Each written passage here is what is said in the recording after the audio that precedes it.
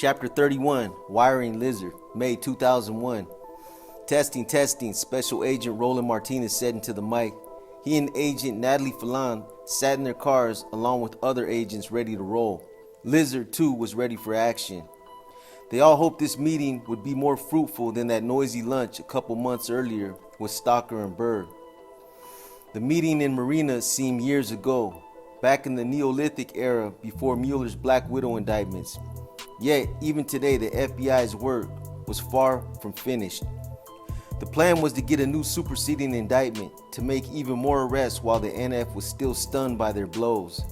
Among the targets were the remaining Salinas crew leaders, Bird, Suave, Stalker, and in San Jose, Mondo's uncle Chico.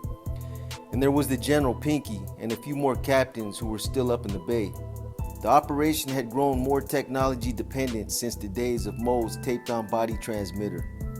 Besides wearing a wire, Lizard was setting up drug and gun sales, accepting the goods in open parking lots while FBI agents videotaped the deals from afar. They were hoping to do the same today in Salinas when Suave and Stalker brought the guns. A weapon sale on tape would give them enough to indict these two jokers. The time is approximately 1:26 p.m., Agent Falan said for the recording's sake. What's the date? The 20th. Yeah, Lizard said. She announced they were going to meet with Suave and Stalker to purchase weapons, an SKS and a handgun. We're down in the Salinas area now, Falan continued. We're going to attempt to make the phone call to set up a special meeting, and the recording is being turned over to the source at this time. Lizard took the recorder, climbed into his car, and waited for Suave's call. The phone rang. After a quick chat, Lizard hung up and got to the line with Agent Falan.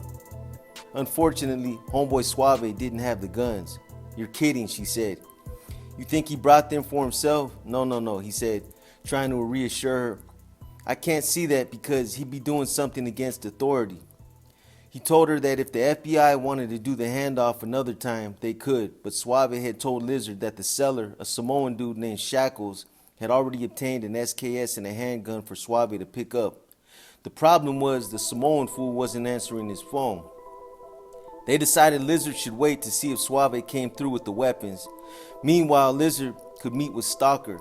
The agents could only hope that this time the trip to Salinas would be worth it. Lately, there had been a few close calls with this informant. Lizard had a habit of slipping away from his handlers unannounced, sometimes for a whole weekend. Just 9 days earlier, the agents confronted him and demanded answers. Lizard was apologetic. He explained that his AWOL forces were innocent escapes, and to his credit, he did account for his absences. On one such occasion, he'd simply gone clothes shopping at the Great Mall in San Jose. On another, he drove to Stockton and played golf with some friends. He gave the agents names they could check out. Still, the agents came down on him for not keeping him up in the loop. He admitted he'd also forgotten to tell his handlers about the $1,700 Chico had mailed him. Putting Lizard's lapses on the record, the agents had written up his transgressions in their 302 reports. In all, it could have turned out worse. But to avoid any more embarrassing mishaps, the handlers kept Lizard on a tighter leash, and here in Salinas, they stayed close to him. Lizard's meeting with Stalker in the mall parking lot, however, was uneventful. After an hour and a half of bullshitting about familia business and still no sign of Suave or the guns, the two men parted. Lizard called Falan to say he was done. Another frustrating day. The agent notified a partner who was waiting nearby. Just then, Lizard saw a white Cadillac pull behind one of the agent's cars. Shit, had they been made? Tell him they got the Cadillac following them. Lizard called to Falan over the radio. She saw it too. Yeah, we got it, she told Lizard. Wary, Agent Falan slowly started to pull out. Suddenly, the caddy appeared right beside her. She was sure the gangster had seen her watching them. The crew inched closer and stared. Falan acted as if she were clueless, as if she didn't know who they were and didn't care. After a moment of mad dogging from its occupants, the caddy backed up and left. Let's roll, Lizard said, relieved. But Falan was concerned. She told him the homeboys might have seen her talking to him earlier. Damn, Lizard agreed that this was likely, and maybe they'd seen him get in the car too. Shit. See, there he is. He's going out. Phelan interrupted as the white caddy pulled out into the street, and he's got his homeboys behind him. Lizard's line suddenly went silent. Phelan tried to call him up, but heard nothing in response. His transmission was dead. Okay, she said calmly, hoping he could at least hear her. So I can't hear you, but I want to let you know I'm leaving. I am coming out. She reached an agent in the other bureau car nearby. The white caddy, she noticed, had lingered, as if waiting for her. The homeboys continued to check her out as she drove toward the exit and closer to them.